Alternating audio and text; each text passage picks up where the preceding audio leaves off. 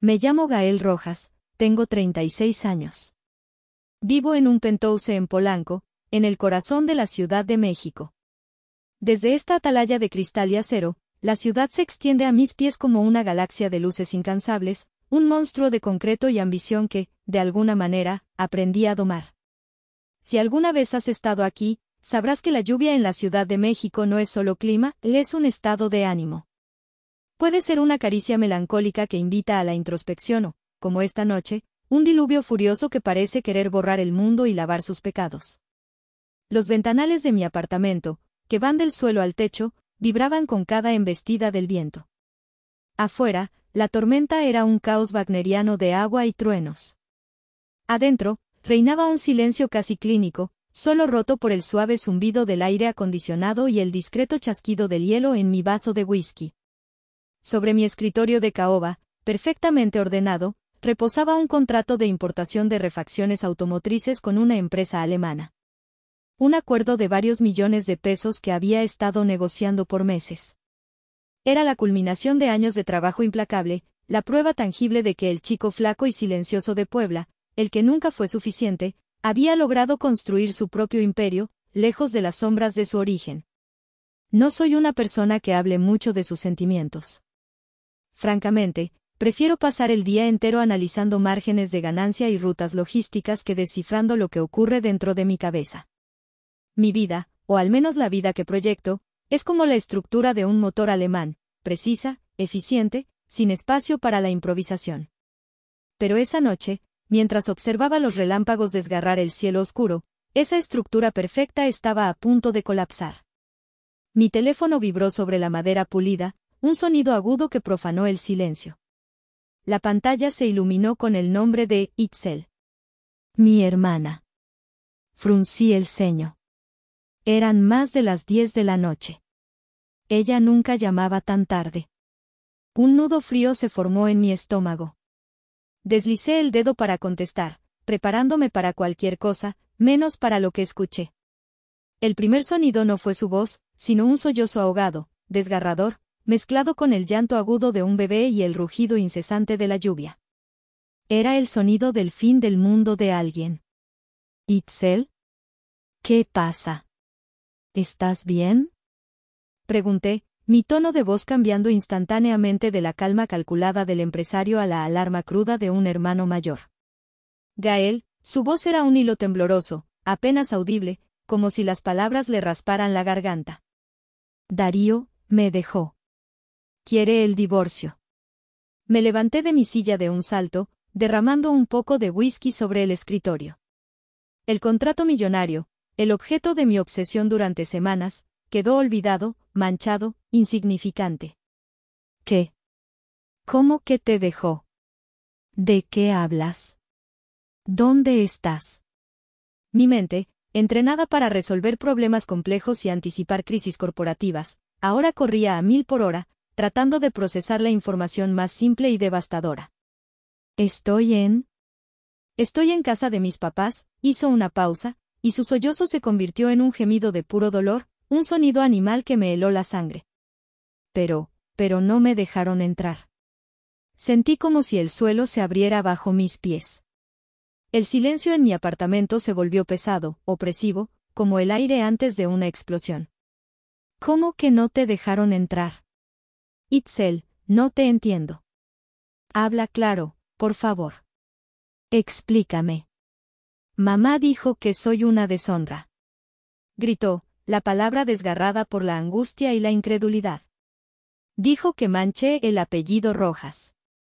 Papá me cerró la puerta en la cara. Me dijo que una divorciada no tiene lugar en su casa. Estoy afuera, Gael. Estoy en la calle, bajo la lluvia, con Camila y Valentina. Escuché el llanto de mis sobrinas, gemelas de apenas 5 meses, un sonido agudo y desesperado que se clavó en mi pecho como un puñal de hielo. Cerré los ojos e imaginé la escena con una claridad insoportable. Mi hermana, la que siempre había sido la princesa de la familia, la niña de sus ojos, empapada, temblando, sosteniendo a sus 2 bebés en medio de la peor tormenta del año, rechazada por las mismas personas que deberían haberla protegido. La sangre me hirvió en las venas. La furia, una emoción que rara vez me permitía sentir, me inundó por completo, fría y cortante como el acero. No hubo un segundo de duda. La decisión no fue siquiera una decisión, fue un reflejo, un instinto primordial. No te muevas. Quédate donde estás, busca un techo, el de la entrada, lo que sea. No te vayas a ningún lado. Voy por ti. Colgué antes de que pudiera responder. Arrojé el teléfono sobre un sofá, tomé las llaves de mi camioneta y mi cartera. Ni siquiera me puse una chaqueta. La tormenta dentro de mí era mucho más violenta que la de afuera. Mientras el elevador descendía los 20 pisos en un silencio vertiginoso, una sola idea martillaba mi cerebro con la persistencia de un taladro: la familia, ese pilar sagrado que mis padres tanto pregonaban en sus reuniones sociales, era una mentira. Un castillo de naipes podrido por la vanidad. Y esa noche, yo iba a demolerla. La autopista México-Puebla era un río negro y furioso. La lluvia caía en cortinas tan densas que los limpiaparabrisas de mi camioneta luchaban inútilmente por despejar el camino. Su ritmo frenético era un metrónomo para mi ansiedad. Las luces de otros autos eran manchas borrosas y distantes en la negrura, fantasmas en mi peregrinaje. Conduje a una velocidad imprudente, con las manos aferradas al volante con tanta fuerza que mis nudillos estaban blancos. Cada kilómetro que devoraba la carretera era un viaje al pasado, un recorrido por el museo de agravios que había construido ladrillo a ladrillo a lo largo de mi vida. Las exhibiciones de mi memoria, polvorientas y descuidadas, se iluminaban con la luz estroboscópica de cada relámpago. La primera sala del museo era la de la invisibilidad. Me vi a mí mismo a los 18 años, en mi graduación de preparatoria. El sol de junio pegaba fuerte sobre el patio de la escuela. Sostenía un diploma con mención honorífica, el mejor promedio de mi generación. Mis padres, Fausto y Amalia, estaban allí, sí. Pero no para mí. Estaban al otro lado del patio, rodeando a Itzel, que tenía 14 años y sostenía un pequeño trofeo de un concurso de dibujo escolar. Amalia le arreglaba el cabello, ahuecándoselo con los dedos. Fausto le tomaba fotos con una sonrisa de orgullo desbordante. Así se hace, mi artista, le decía. Cuando me acerqué, con mi diploma enrollado en la mano, mi padre apenas me miró. Buen trabajo, hijo. Sabíamos que lo harías, dijo, su atención ya volviendo a su hija predilecta. Su elogio sonó a trámite, a una casilla marcada en una lista de deberes. En el álbum de fotos de ese día, hay 15 fotos de Itzel y su trofeo. De mí y mi diploma, solo hay una, borrosa, donde salgo detrás de mi tío Lázaro. Yo era un logro académico, una estadística de éxito predecible. Itzel era una emoción, un motivo de orgullo espontáneo y fotogénico. El siguiente relámpago iluminó la sala del menosprecio. Tenía 22 años y acababa de graduarme de la Universidad en Administración de Empresas. Con toda la ilusión del mundo, pasé semanas preparando un plan de negocios detallado. Quería empezar una pequeña empresa para importar refacciones automotrices. Era un nicho de mercado que había estudiado a fondo. Solo necesitaba un pequeño préstamo inicial, una fracción de lo que gastaban en mantener el prestigio del taller de Talavera de la familia. Una tarde de domingo, en la sala de su casa, se lo presenté a mi padre. Fausto ni siquiera terminó de leer la primera página. Lanzó las hojas sobre la mesa de centro de la sala con un gesto de desdén. ¿Importaciones? ¿Tú? No seas ridículo, Gael, dijo con una risa condescendiente que me quemó por dentro. Tú eres bueno para los libros, para los números, pero no tienes lo que se necesita para los negocios de verdad, para ensuciarte las manos. Déjate de tonterías. Tu lugar está aquí, en Puebla, aprendiendo el oficio de la familia. Ese día entendí que para él, mi ambición no era una virtud, era una afrenta. Mi deseo de forjar mi propio camino era una traición a la tradición que él tanto veneraba. Salí de esa casa sintiéndome estúpido y pequeño, pero con una llama de desafío ardiendo en mi interior. La última y más grande sala del museo era la de la hipocresía, y estaba brillantemente iluminada por el recuerdo de la boda de Itzel. Fue hace 5 años. Mis padres no escatimaron en gastos. Cientos de invitados, Un banquete extravagante en una de las haciendas más exclusivas de Puebla. Todo para celebrar la unión de su princesa con Darío, un arquitecto de una buena familia de la ciudad. Mi madre, Amalia, se paseaba entre los invitados, radiante, hablando del futuro brillante de la pareja y de cómo la unión fortalecía el linaje de los Rojas. A mí, que para entonces ya había fundado mi empresa y empezaba a tener un éxito considerable en la Ciudad de México, me presentaban con una frase lapidaria: y él es Gael, nuestro hijo mayor. Tiene un negocio en la capital. Era un apéndice, una nota al pie de página en la gran historia de su familia perfecta. Les di un cheque generoso como regalo de bodas, suficiente para pagar la mitad de la fiesta, pero nunca lo mencionaron. El dinero de un hijo invisible, al parecer, no tiene el mismo valor. Un trueno ensordecedor me sacó de mis pensamientos. Un tráiler me rebasó, levantando una pared de agua que me cegó por un instante. Di un volantazo, corrigiendo el rumbo. El corazón me latía con fuerza, no por el susto, sino por la rabia acumulada. La rabia de haber sido siempre el secundario, el funcional, el que no daba problemas pero tampoco generaba orgullo. El proveedor silencioso.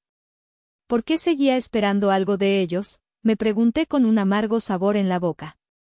¿Por qué, en el fondo, una parte estúpida de mí todavía anhelaba una palabra de reconocimiento, una mirada de verdadero orgullo? En el fondo, siempre supe quiénes eran. No es rabia lo que siento, me corregí a mí mismo mientras entraba a los límites de la ciudad de Puebla. Es el cansancio. El cansancio de una herida que nunca cierra, que siempre está ahí, supurando en silencio. Pero esta noche era diferente. Esa herida ya no era solo mía. La habían abierto en mi hermana, en mis sobrinas. Y por ellas, estaba dispuesto a quemar el museo entero hasta los cimientos.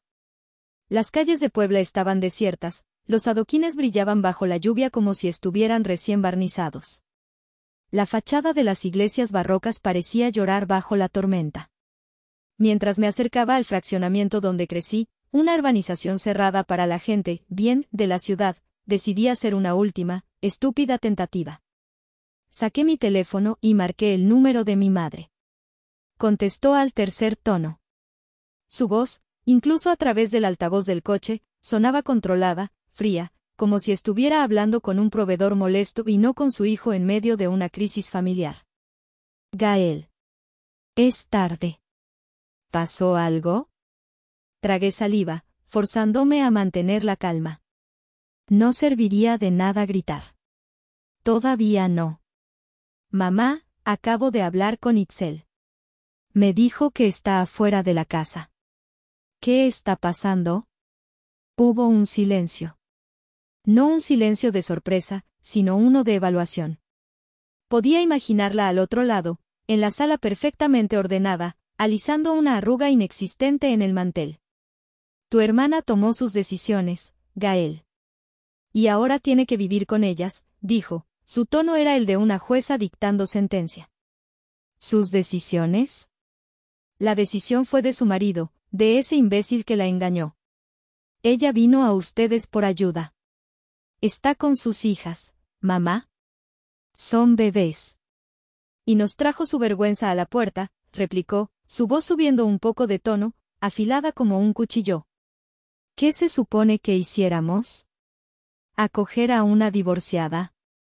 ¿Convertirnos en el chisme de todo Puebla? El honor de esta familia, el apellido que tu padre y yo hemos mantenido limpio durante 40 años, vale más que un capricho de niña malcriada. La palabra, honor, me golpeó como un puñetazo en el estómago. Era su palabra favorita, su escudo, su justificación para todo. ¿Honor? Mi voz empezó a temblar de ira. ¿Estás hablando de honor mientras tu hija y tus nietas están empapándose en una tormenta? ¿Te estás escuchando? No me levantes la voz, Gael. La voz de mi padre, Fausto, retumbó de repente. Debía haber puesto el altavoz. Tu madre tiene razón. Un hombre debe mantener su honor y su palabra. Y una mujer debe saber conservar a su marido, no andar por ahí llorando sus fracasos. Mi hija no es una fracasada. Y si lo es, no lo será bajo mi techo. Pero ella es su hija. Grité, perdiendo finalmente el control. Una divorciada no es nuestra hija. Sentenció Amalia, su voz cargada de un veneno que nunca antes le había escuchado. Fue la frase final, la que rompió la última y delgada hebra de esperanza que pudiera haber albergado. Colgué. No podía soportar un segundo más. Apoyé la frente en el volante, el plástico frío contra mi piel ardiente. El eco de sus palabras resonaba en mi cabeza: vergüenza, honor, fracasada, no es nuestra hija. Habían repudiado a Itzel. La habían borrado de su vida perfecta porque su realidad era demasiado imperfecta para ellos. En ese instante, en la oscuridad de mi camioneta, yo también los repudié a ellos. Ya no eran mis padres. Eran simplemente Fausto y Amalia Rojas, dos extraños a los que, por azares del destino, estaba a punto de destruir. Doblé la esquina hacia la calle donde se erigía la casa de mi infancia.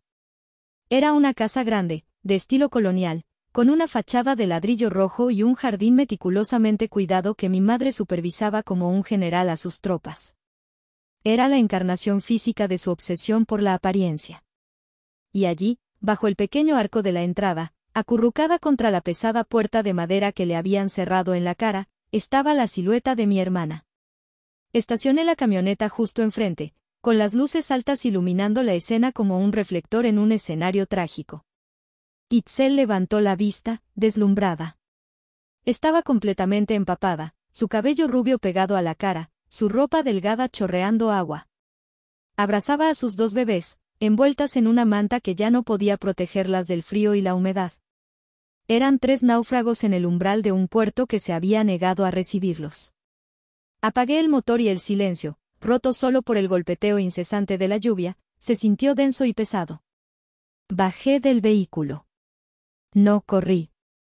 Caminé hacia ella con una calma deliberada, sintiendo la lluvia helada calarme hasta los huesos. No me importaba. Cuando llegué a su lado, sus ojos, enrojecidos e hinchados por el llanto, me miraron con una mezcla de alivio y desesperación infinita. Gael, susurró, su voz rota. No dije nada. Las palabras en ese momento eran inútiles, vacías. Me quité mi abrigo, una prenda cara de lana que Ximena me había regalado, y sin preocuparme por si se arruinaba, lo puse sobre ella y las niñas, creando un pequeño refugio improvisado. Luego, con cuidado, tomé a Camila en mis brazos. Su cuerpecito estaba frío. La apreté contra mi pecho, tratando de transmitirle algo de mi calor. Itzel me pasó a Valentina. Caminé de regreso a la camioneta y las aseguré en los asientos infantiles que siempre tenía instalados, pensando en un futuro que ahora parecía una broma cruel. Regresé por Itzel. La tomé del brazo, ayudándola a ponerse de pie. Sus piernas temblaban, ya fuera por el frío o por el shock. La guié hasta el asiento del copiloto y le cerré la puerta. Antes de subir, me di la vuelta y miré la casa. Las luces del interior estaban encendidas. Podía imaginarlos adentro, secos, calientes, probablemente tomando un té y sintiéndose virtuosos por haber defendido su preciado honor. Sentí una oleada de odio tan pura y tan intensa que me dejó sin aliento. Les prometí en silencio, a esa fachada hipócrita, que cada gota de lluvia que había caído sobre mi hermana y mis sobrinas la pagarían caro. Subí a la camioneta y encendí la calefacción al máximo. Durante el largo viaje de regreso a la Ciudad de México, no cruzamos una sola palabra. Puse una playlist de música instrumental que a ella le gustaba, melodías suaves que llenaron el espacio sin exigir nada a cambio. Vi cómo, poco a poco, los hombros de Itzel dejaban de temblar. Se quitó el abrigo mojado, se cubrió con una manta seca que yo guardaba en el asiento trasero y finalmente, agotada, se quedó dormida. Las niñas, acunadas por el calor y el movimiento, también durmieron. Yo no. Yo conduje con los ojos fijos en la carretera, pero mi mente estaba en otro lugar. Estaba diseñando un plan. Estaba calculando variables, midiendo riesgos, trazando la estrategia de una guerra que acababa de declarar. Ellos habían elegido el honor. Yo elegía a mi hermana. Y en mi mundo, En el mundo que yo había construido, la lealtad siempre, siempre, aplastaría a la hipocresía. Llegamos a mi edificio en Polanco cuando la tormenta amainaba y las primeras luces del amanecer teñían de un gris pálido el cielo de la Ciudad de México. El portero nos miró con una mezcla de curiosidad y sorpresa al vernos entrar, yo, con la ropa pegada al cuerpo, Itzel, con la cara demacrada y envuelta en una manta, y las dos bebés, que por suerte seguían durmiendo en mis brazos. No di explicaciones. Cuando la puerta de mi apartamento se abrió, Ximena ya estaba despierta. Llevaba puesta una bata de seda y sostenía una taza de café, su expresión de preocupación lo decía todo. Me había enviado varios mensajes durante el trayecto, y aunque mis respuestas habían sido cortas, voy para allá con Itzel. Te explico luego. Ella había entendido la gravedad de la situación. Sin hacer preguntas, se movió con la eficiencia que la caracterizaba. Prepara la habitación de huéspedes, pon las sábanas limpias, le indicó a la empleada doméstica, que acababa de llegar. Yo calentaré unos biberones. Mientras yo acostaba con cuidado a Camila y a Valentina en una cuna de viaje que teníamos guardada, Ximena guió a Itzel hacia el baño de visitas, le dio toallas limpias y una de sus pijamas. Los primeros días fueron un borrón caótico. Mi apartamento, normalmente un santuario de orden y silencio, se transformó en un epicentro de actividad infantil. El llanto de las bebés se convirtió en la nueva banda sonora, los biberones y pañales colonizaron la encimera de granito de la cocina, y el olor a talco y leche de fórmula impregnaba el aire. Itzel pasaba la mayor parte del tiempo en el sofá, con la mirada perdida, aferrándose a sus hijas como si fueran su único ancla en un océano de dolor. Había entrado en un estado de shock, una depresión silenciosa que me aterraba. Confieso que Ximena, al principio, resintió la invasión. Nuestra vida, tan cuidadosamente planificada y estructurada, se había puesto patas arriba. La veía suspirar por la noche cuando el llanto de una de las niñas nos despertaba por tercera vez. Notaba la tensión en su mandíbula cuando tenía que apartar un cochecito para poder pasar al comedor. No era malicia, era el estrés de ver su espacio y su rutina desmantelados sin previo aviso. Una noche, una semana después de su llegada, la encontré en la cocina. Eran las 3 de la mañana. Valentina tenía cólicos y yo llevaba una hora paseándola por el pasillo, sin éxito. Ximena estaba preparando un té de manzanilla. Esto es difícil, dijo en voz baja, sin mirarme. Lo sé, respondí, mi voz ronca por el cansancio. Siento haberte metido en esto. No es tu culpa, Gael, dijo, y finalmente me miró. Había ojeras bajo sus ojos. Es solo que, teníamos nuestros planes. Nuestra vida. ¿Y ahora? No terminó la frase, pero no era necesario. La entendía. Yo también sentía que mi mundo se había descarrilado. El punto de inflexión ocurrió un par de noches después. Yo estaba en mi estudio, intentando concentrarme en un informe financiero. La puerta estaba entreabierta. Escuché a Itzel sollozar suavemente en la sala de estar. Antes de que yo pudiera levantarme, vi a Ximena salir de nuestro dormitorio. Caminó hacia el sofá y se sentó junto a mi hermana. No dijo nada al principio. Simplemente le pasó una caja de pañuelos y le puso una mano en el hombro. Y entonces Itzel empezó a hablar. Le contó todo. La traición de Darío, las palabras crueles de nuestros padres, el miedo que sintió en la oscuridad, bajo la lluvia. Ximena escuchó en silencio, asintiendo de vez en cuando, su rostro transformándose de la tensión a una profunda empatía. Cuando Itzel terminó, exhausta, Ximena la abrazó. No estás sola, Itzel, le susurró. Ya no. Al día siguiente, algo había cambiado. Ximena empezó a involucrarse de verdad. Investigó sobre los mejores pediatras de la zona. Compró ropa nueva para las bebés. Y una tarde, la encontré sentada en la alfombra con Itzel, mostrándole ofertas de trabajo para diseñadores gráficos freelance. Estaba ayudándola a reconstruir su vida, pieza por pieza. Una noche, cuando por fin reinaba el silencio, Ximena se acurrucó a mi lado en la cama. Tus padres son unos monstruos, dijo, sin rodeos. Lo sé, respondí. Y tu hermana es increíblemente fuerte, aunque ella todavía no lo vea. Asentí en la oscuridad. Tenemos que hacer algo, Gael, continuó, su voz ahora firme, la de la estratega financiera que yo conocía. No puedes dejar que se salgan con la suya. No después de esto. Tienes que hacerles pagar. La miré, sorprendido por la ferocidad en su voz. Y en sus ojos vi el reflejo de mi propia rabia, de mi propia sed de justicia. Ya no estaba solo en esto. Tenía una cómplice. Y ella era mucho más inteligente y despiadada de lo que yo jamás podría ser.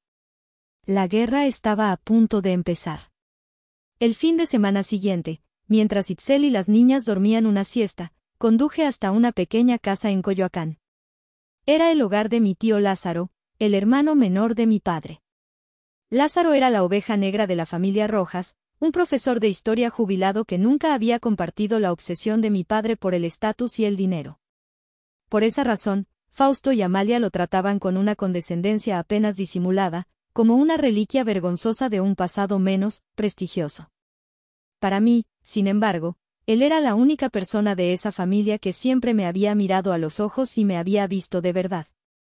Me recibió con un abrazo cálido y una taza de café de olla. Nos sentamos en su patio trasero, un pequeño oasis de plantas y libros. Le conté todo lo que había sucedido, sin omitir detalles. Él escuchaba en silencio, su rostro arrugado por el tiempo endureciéndose con cada palabra. Cuando terminé, suspiró, un sonido largo y pesado. Siempre supe que el orgullo de tu padre y la vanidad de tu madre los llevarían a la ruina, dijo, negando con la cabeza.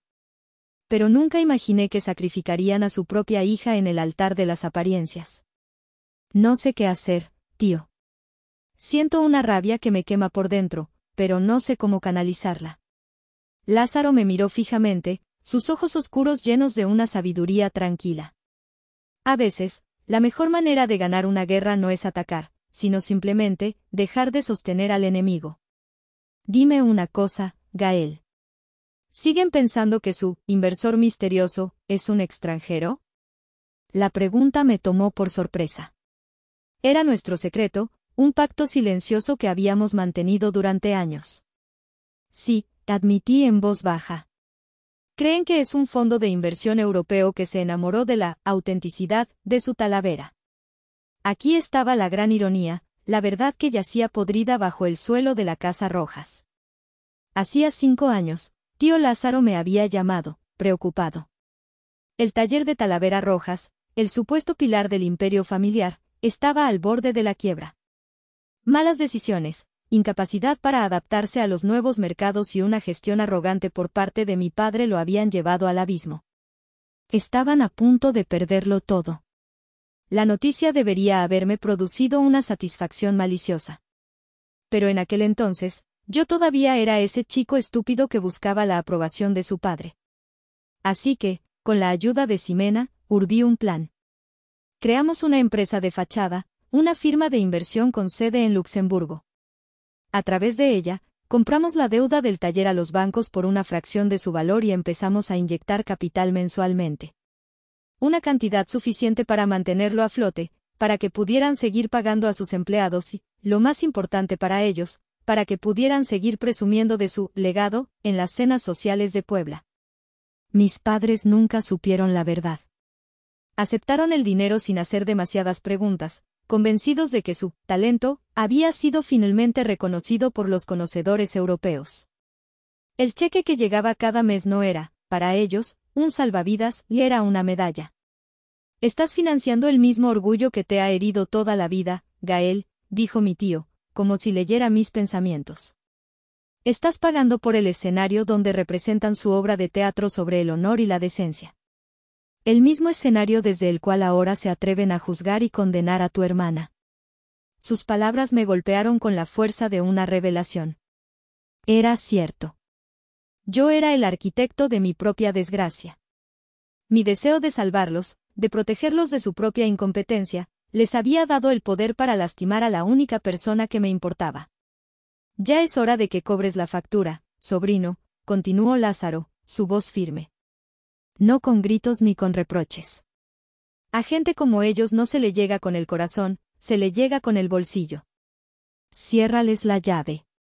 Muéstrales quién ha estado sosteniendo los hilos de su patético espectáculo todo este tiempo.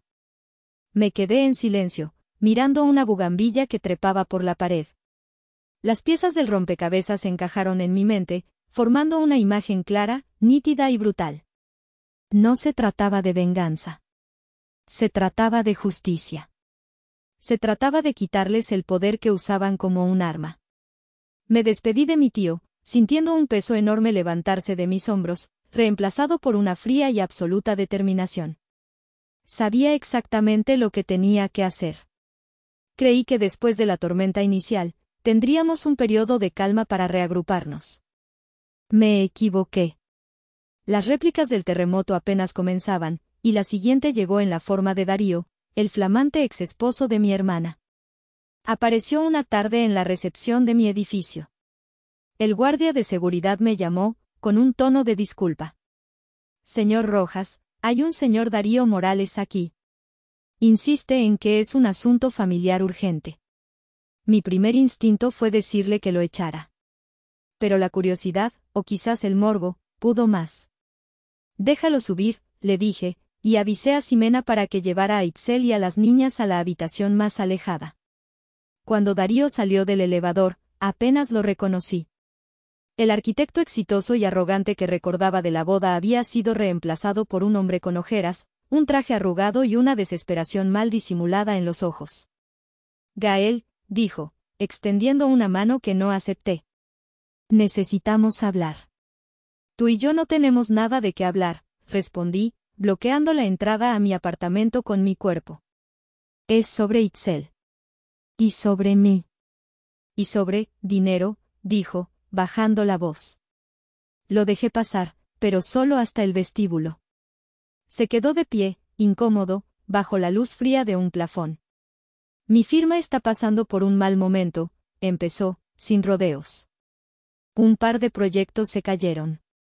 Estoy hasta el cuello de deudas. Ese suena como un problema tuyo, no mío, dije, cruzándome de brazos. Sus ojos se movieron nerviosamente por el lujoso vestíbulo. Mira, Gael, sé que las cosas terminaron mal con Itzel. Pero la gente de Puebla es, ya sabes cómo es. Muy tradicional. Un escándalo ahora mismo podría hundirme por completo. ¿Y a mí qué me importa tu reputación? Espeté, empezando a perder la paciencia. Fue entonces cuando su actitud cambió. La falsa humildad se desvaneció, reemplazada por una fea mueca de chantaje. A ti quizás no. Pero a tu hermana, y a tus padres, sí. Imagina que yo regresara a Puebla. Imagina que empezara a contar una historia, un poco diferente. Una historia donde la culpable del divorcio no es mi infidelidad, sino, digamos, la de ella. Con alguien importante. Sería una pena que el honor de la familia Rojas se viera manchado por un rumor así, ¿no crees? Me quedé helado. No por la amenaza, que era patética, sino por la bajeza del hombre que tenía delante. Había engañado a mi hermana, la había abandonado, y ahora quería usar la misma obsesión por el honor de mis padres como un arma para extorsionarme. ¿Cuánto quieres? Pregunté, mi voz era un susurro peligroso. Una sonrisa triunfante se dibujó en su rostro. 5 millones de pesos. Para empezar de nuevo. Lejos de aquí. Nadie volverá a saber de mí. Observé a ese hombre, a esa serpiente que se arrastraba en mi casa, y en ese momento, la última pieza de mi plan encajó. La provocación de Darío no era un obstáculo. Era una oportunidad. Era el catalizador que necesitaba para justificar lo que estaba a punto de hacer. Déjame pensarlo, dije, mi rostro inexpresivo. Te llamaré. Lo acompañé hasta el elevador. Cuando las puertas se cerraron, ocultando su sonrisa codiciosa, regresé a mi estudio. Ximena me esperaba en la puerta. ¿Qué quería ese idiota? Preguntó. Le conté la conversación. Ella escuchó, su expresión endureciéndose hasta convertirse en una máscara de furia helada. Ese infeliz, masculló. No te preocupes, la interrumpí, sentándome frente a mi computadora. Acaba de firmar su propia sentencia. Y de paso, la de mis padres. Abrí un archivo encriptado en mi computadora. Se llamaba Proyecto Talavera. Era hora de pasar de la fase de planificación a la de ejecución. La gota que había derramado el vaso no había sido una gota, había sido un diluvio de cinismo y crueldad. Y la inundación que se avecinaba iba a arrasar con todo. Esa noche, mi apartamento se convirtió en un cuarto de guerra. Convoqué a una reunión de mi consejo de confianza, Ximena, mi estratega jefe, y mi tío Lázaro, mi asesor de inteligencia y conciencia moral. Itzel y las niñas dormían, ajenas a la conspiración que se tejía en su nombre. Extendí los planos de la batalla sobre la mesa de centro de cristal. No eran mapas militares, sino estados financieros, actas constitutivas de empresas y perfiles de redes sociales. El objetivo ha cambiado, dije, mi voz tranquila pero cargada de una nueva energía. Ya no se trata solo de cortarles los fondos. Se trata de una toma de control total. Pública y humillante. Ximena sonrió. Era la sonrisa que ponía cuando encontraba una laguna fiscal en un contrato millonario. Me gusta cómo suena eso. ¿Cuál es el plan? Les expliqué la extorsión de Darío. Tío Lázaro negó con la cabeza, asqueado. Ximena, en cambio, vio la oportunidad inmediatamente. Perfecto. Usaremos a Darío como el detonante. Pero antes, necesitamos encontrar el escenario ideal. Un lugar donde el impacto sea máximo. Fue tío Lázaro quien nos dio la respuesta. Había recibido una ostentosa invitación impresa en papel de lino esa misma mañana. Fausto y Amalia están organizando una fiesta, dijo, sacando la tarjeta de su saco. Dentro de un mes. Para celebrar los 50 años de legado y honor del Taller Rojas. Van a invitar a toda la élite de Puebla. Políticos, empresarios, las viejas familias, será el evento social del año. Ximena y yo intercambiamos una mirada. Era perfecto. No había un escenario mejor. Era como si nos lo estuvieran sirviendo en bandeja de plata. Allí será, dijo Ximena, sus ojos brillando. En su momento de mayor orgullo, frente a todas las personas cuya opinión les importa más que la de sus propios hijos. Las siguientes 4 semanas fueron un torbellino de actividad febril y clandestina. Ximena, a través de la firma de inversión en Luxemburgo, comenzó a consolidar su posición. No solo éramos los dueños de la deuda, le empezamos a adquirir el control accionario a través de intermediarios. Compramos las propiedades adyacentes al taller. Nos hicimos con la marca registrada, Talavera Rojas, que, increíblemente, mis padres nunca habían actualizado legalmente. Cada movimiento era una pieza de ajedrez, silenciosa y letal. Mientras tanto, yo me encargué de Darío. Acepté reunirme con él en un café discreto. Grabé toda la conversación, donde él, confiado, repitió su amenaza de chantaje con lujo de detalles. Le dije que necesitaba unos días para reunir el dinero. Era el cebo. También contraté a un equipo de abogados de primer nivel y a una pequeña pero muy efectiva firma de relaciones públicas en la Ciudad de México. La narrativa tenía que ser impecable. Durante todo este tiempo, vi a Itzel florecer. Con la seguridad de nuestro hogar, empezó a salir de su caparazón. Comenzó a dibujar de nuevo, a crear diseños en su laptop. Se reía con las gracias de sus hijas. Estaba recuperando su luz. Verla así alimentaba mi determinación. Esto no era por mí. Era por ella. Por el futuro de Camila y Valentina, un futuro libre de la sombra tóxica de la hipocresía. La noche antes del evento, los tres, Ximena, Lázaro y yo, revisamos el plan por última vez. Teníamos todo, los documentos legales, las pruebas, la estrategia mediática. ¿Estás listo, Gael? Me preguntó mi tío, poniendo una mano en mi hombro. Miré una foto de Itzel y las niñas que tenía en mi escritorio. Nací listo para esto, respondí. Solo que no lo sabía. Fin del acto 2. CTI intermedio. Si esta historia está resonando contigo, si alguna vez te has sentido subestimado o traicionado, por favor, tómate un segundo para darle me gusta a este video y suscribirte a nuestro canal. Y déjame un comentario abajo diciéndome desde qué ciudad nos estás escuchando. Cada comentario y cada suscripción nos ayuda a que estas historias lleguen a más personas que necesitan oírlas. Muchas gracias por tu apoyo. Continuemos.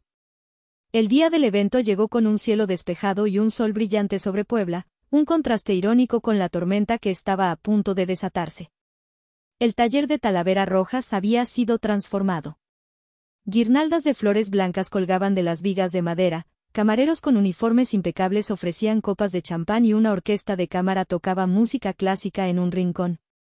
El lugar rebosaba con lo más selecto de la sociedad poblana, empresarios con trajes caros, señoras con joyas deslumbrantes y políticos locales sonriendo para las fotos.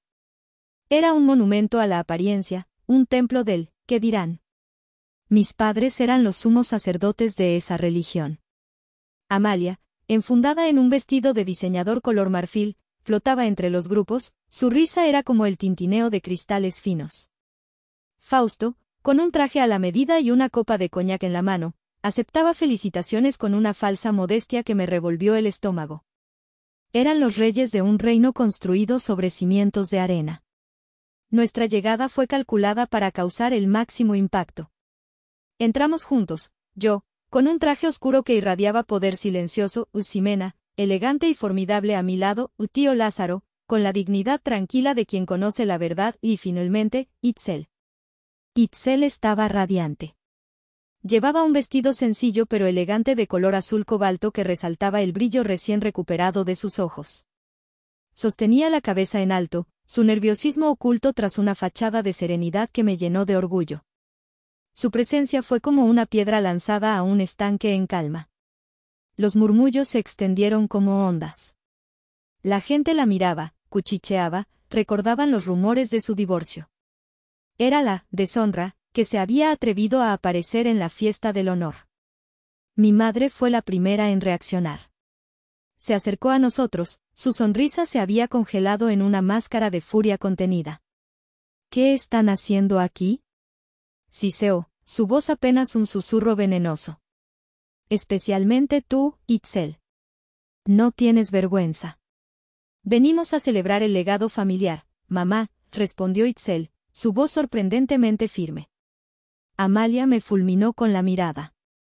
Gael, espero que no hayas venido a hacer una escena. Esta es la noche de tus padres, el reconocimiento a toda una vida de trabajo. No te atrevas a arruinarla. Le dediqué una sonrisa que no llegó a mis ojos. No te preocupes, mamá. No me la perdería por nada del mundo. Créeme, esta será una noche que nadie en Puebla olvidará jamás. Me aparté de ella y guié a mi equipo hacia una mesa estratégicamente situada cerca del pequeño escenario que habían montado. Desde allí, teníamos una vista perfecta de todo. Podía sentir las miradas de todos los invitados sobre nosotros, juzgándonos. No sabían que en menos de una hora, los jueces serían ellos, y los acusados, los anfitriones de la fiesta. La orquesta terminó una pieza de Vivaldi. Un hombre subió al escenario y pidió un aplauso para los homenajeados. Fausto y Amalia subieron, tomados del brazo, sonriendo y saludando a la multitud que los aclamaba. Se pararon en el centro de la atención, bañados por la luz de los reflectores, en la cima de su mundo. El escenario estaba listo. Era hora de que el telón cayera. Fausto se acercó al micrófono, carraspeando para aclarar su garganta. La multitud guardó un silencio reverente. Ajustó sus lentes, desdobló un papel y comenzó su discurso. Habló de sus abuelos, de la fundación del taller, de los valores del trabajo duro, la honestidad, por supuesto, el honor. Cada palabra era una capa más de barniz sobre una madera podrida. Este taller, dijo con voz impostada y solemne, no es solo un negocio. Es un legado. Es el alma de la familia Rojas, un testimonio de que cuando se hacen las cosas con integridad y pasión, el éxito es inevitable. Es un honor que hemos defendido con orgullo durante 50 años. Mientras hablaba, hice una seña discreta a Ximena. Ella asintió y envió un mensaje desde su teléfono. Ese era el momento. Justo cuando mi padre iba a brindar, me levanté de mi silla. Todas las cabezas se giraron hacia mí. Caminé con paso firme y deliberado hacia el escenario. Pude ver la confusión y luego la ira en el rostro de Fausto. Mi madre, Amalia, me miraba como si quisiera aniquilarme con sus ojos. Subí los 3 escalones del escenario y me paré junto a mi padre. Él intentó decir algo, pero tomé el segundo micrófono de su pedestal antes de que pudiera articular palabra.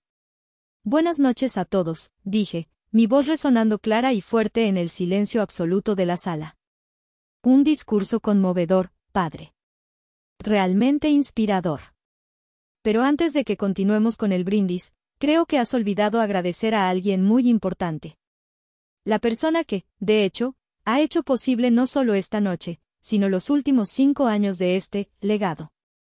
Fausto me miró, desconcertado. ¿De qué estás hablando, Gael?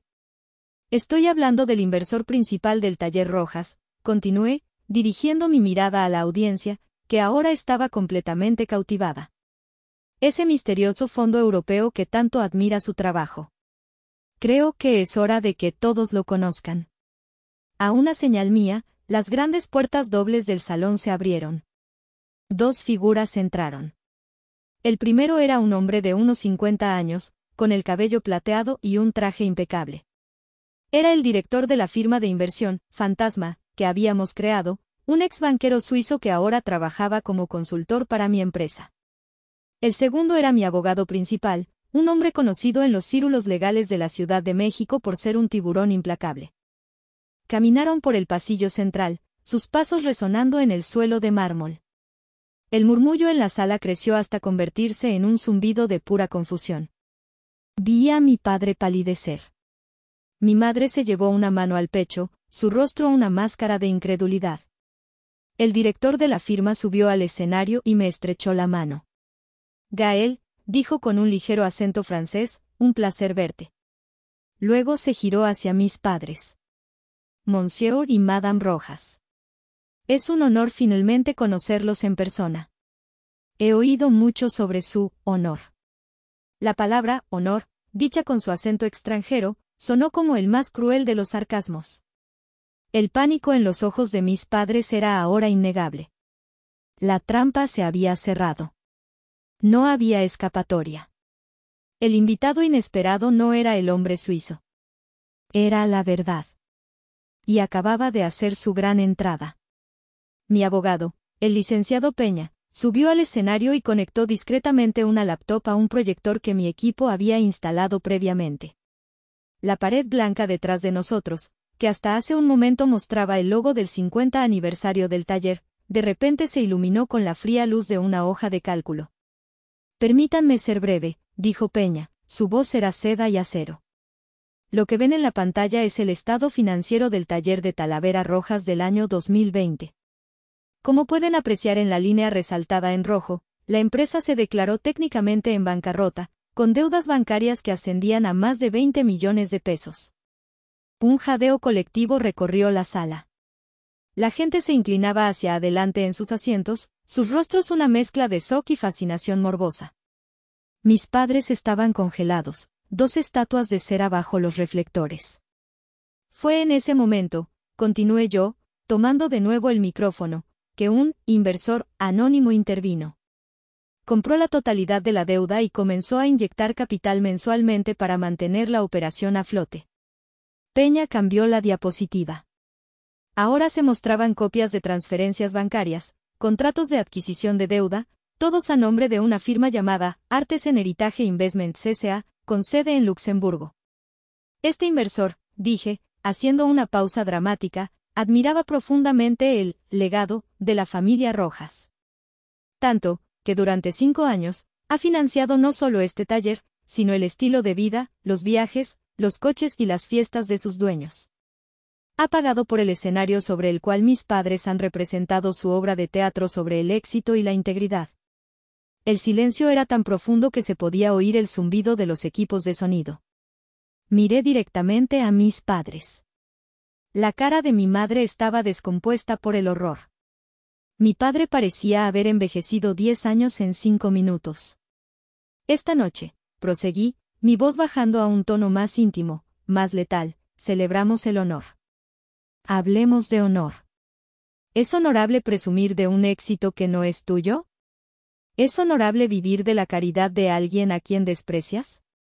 ¿Es honorable, padre, madre, llamar a tu propia hija una deshonra y echarla a la calle en medio de una tormenta, con sus 2 bebés de 5 meses, mientras vives del dinero que su hermano te ha estado proveyendo en secreto? La última frase cayó como una bomba atómica en la sala. Ahora los murmullos eran audibles, escandalizados. Vi a Itzel, en nuestra mesa, secándose una lágrima silenciosa, pero con la cabeza erguida. Peña proyectó la diapositiva final. Era el acta constitutiva de Artes en Heritage Investments. Y allí, en letras grandes e inconfundibles, en la sección de Propietario mayoritario y beneficiario final, estaba mi nombre, Gael Rojas. El inversor soy yo, dije, mi voz resonando con una calma aterradora. Este taller, esta casa, esta marca, legalmente, todo me pertenece. El honor, que tanto presumen esta noche, lo compraron a crédito. Y el acreedor soy yo. Me giré hacia mis padres. Amalia me miraba con un odio puro. Fausto simplemente miraba al vacío, completamente roto. Así que, en mi calidad de propietario legal y mayoritario del Taller Rojas, y como un gesto de la nueva dirección de la empresa, que valora la honestidad por encima de las apariencias, doy por terminada esta celebración. Gracias a todos por venir. Pueden dejar sus copas en la salida. Dejé caer el micrófono al suelo. El sonido metálico y resonante fue el punto final. La ejecución había terminado. Lo que siguió no fue un estallido, sino una implosión. El silencio se rompió, no con aplausos ni abucheos, sino con el sonido colectivo de cientos de personas levantándose de sus sillas. El evento se disolvió en un caos ordenado. Los invitados, con la cara desencajada, evitaban nuestra mirada y la de mis padres, saliendo apresuradamente del salón como si el aire se hubiera vuelto tóxico. Sus susurros, sin embargo, eran más ruidosos que cualquier grito. Increíble, qué vergüenza, pobre muchacha, siempre supe que había algo raro en ellos. La élite de Puebla, que había venido a celebrar el honor, ahora se deleitaba con el festín de su destrucción. En el escenario, Amalia finalmente se derrumbó. Sus piernas cedieron y cayó de rodillas, sollozando, no de tristeza, sino de humillación pura. Fausto, por su parte, permanecía inmóvil, una estatua desalmirando las ruinas de su reino. Ya no era el patriarca orgulloso, sino un anciano frágil y derrotado. No sentí nada. Ni triunfo, ni piedad. Solo un vacío inmenso. La guerra había terminado, y el campo de batalla estaba sembrado de las cenizas de lo que una vez llamé familia. No miré atrás. Tomé la mano de Itzel, que temblaba ligeramente pero se mantenía firme. Ximena se unió a nosotros, poniendo un brazo protector alrededor de mi hermana. Tío Lázaro nos siguió de cerca. Juntos, caminamos por el pasillo central, entre las mesas abandonadas y las copas de champán a medio beber. La gente se apartaba a nuestro paso, como si el mar rojo se abriera ante nosotros. Salimos al aire fresco de la noche poblana. La música de la orquesta había cesado. El silencio era ahora real. Itzel respiró hondo, como si hubiera estado conteniendo el aliento durante años. Se acabó, susurró. Sí, respondí, apretando su mano. Se acabó. Subimos a mi camioneta y nos alejamos del taller, dejando atrás el circo de murmullos, las luces parpadeantes y a las 2 figuras rotas en el escenario. Mientras conducía, vi por el retrovisor la fachada iluminada del Taller Rojas, el nombre de mi familia. Pero ya no significaba nada para mí. Era solo un edificio. Un activo en mi cartera de propiedades. Había destruido el mito para quedarme con los ladrillos. Y por primera vez en mucho tiempo, me sentí libre. Las semanas que siguieron a la Noche de la Revelación, como la prensa local la bautizó, fueron un torbellino. La historia se convirtió en la comidilla no solo de Puebla, sino de círculos empresariales y sociales en todo el país. Mi firma de relaciones públicas se encargó de filtrar la narrativa correcta, la de un hermano que rescató a su hermana y expuso una injusticia familiar. Itzel fue retratada como una víctima valiente, y mis padres, bueno, ellos se convirtieron en el epítome de la hipocresía. De vuelta en la seguridad de la Ciudad de México, la vida comenzó a encontrar un nuevo ritmo, uno más sano. Itzel, liberada del peso de la aprobación de nuestros padres, floreció de una manera que nunca había visto. Con un pequeño préstamo inicial que le di, esta vez, como una inversión real, no como un rescate, abrió su propio estudio de diseño gráfico online. Lo llamó Azul Cobalto, en honor al vestido que usó la noche en que reclamó su libertad. Su talento, largamente reprimido, explotó. En pocos meses, ya tenía una cartera de clientes impresionante. Verla dirigir reuniones por videoconferencia desde mi estudio, con una de las gemelas en su regazo, me llenaba de una paz inmensa. El licenciado Peña se encargó de las negociaciones finales con Fausto y Amalia. No hubo batalla. No tenían con qué pelear. Aceptaron mis términos sin rechistar. Les compré una casa modesta en un barrio tranquilo de Puebla, lejos del centro y de las miradas de la gente que antes los adulaba. Les asigné una pensión mensual, suficiente para vivir con dignidad pero sin lujos. La condición era clara, debían firmar la cesión total y absoluta de todos los activos, marcas y propiedades relacionadas con el taller Rojas. Lo firmaron. El taller, ahora legalmente mío, entró en un proceso de reestructuración. Puse al tío Lázaro como gerente honorario, una forma de devolverle la dignidad que mi padre le había quitado. Y lo más importante, creé un fideicomiso. Todas las ganancias futuras del taller, una vez modernizado y hecho rentable de nuevo, irían a un fondo destinado exclusivamente a la educación y el futuro de Camila y Valentina. El legado de los Rojas no sería de honor falso, sino de oportunidades reales para la siguiente generación. Ximena y yo recuperamos nuestra vida, pero era diferente.